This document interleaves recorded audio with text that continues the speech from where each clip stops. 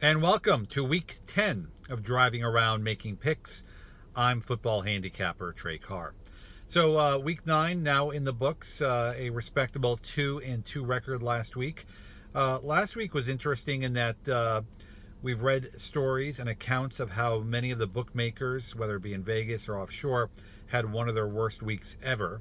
And I actually think we're going to use that to our advantage this week, as a lot of bookmakers will set lines that might be slightly too high or too low, trying to compensate for last week's fiasco. So without further ado, let's get right into the games. And a Trey Carr first this week. I'm going to actually pick the Thursday night game, which is Carolina visiting Pittsburgh. I like the over of 51 points in that game. Pittsburgh right now is clicking across the board. Their offense looks good. Their running game looks great. Defense is actually playing pretty well. They beat up on Baltimore pretty good last week. And enter a Carolina team, which many people are picking as definitely a playoff team, but even a dark horse Super Bowl candidate. I think when you put those two together, I think you will get enough points to exceed the line of 51 points. So for that reason, pick one this week will be the over of 51 in the Carolina-Pittsburgh game on Thursday night. Our second pick, looking ahead to Sunday, 1 o'clock, is the Tampa Bay Buccaneers -3 over Washington. Now, I do want to point out this game opened up as a pick'em game and quickly went up to Tampa Bay -3 as a lot of the public money and even some sharp money started coming in on Tampa Bay. They're back at home after a pretty valiant effort at Carolina. The thinking right now is that Ryan Fitzpatrick will start the game, and I think that Washington is just too banged up, too many injuries. I like the line here of -3, so let's take Tampa Bay laying the 3 points on Sunday at 1 o'clock.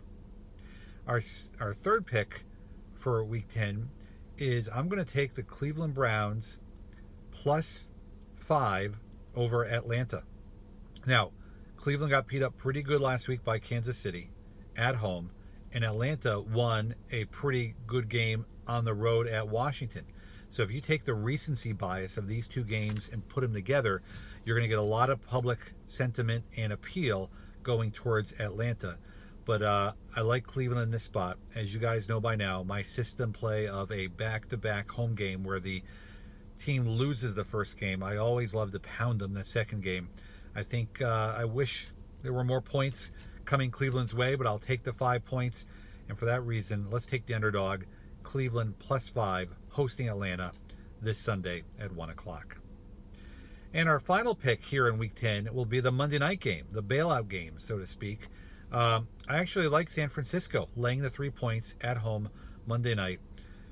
San Fran actually is not a bad team this year. I know they got obviously hurt with their quarterback injury, but they looked great last week when they beat up on Oakland on Thursday Night Football.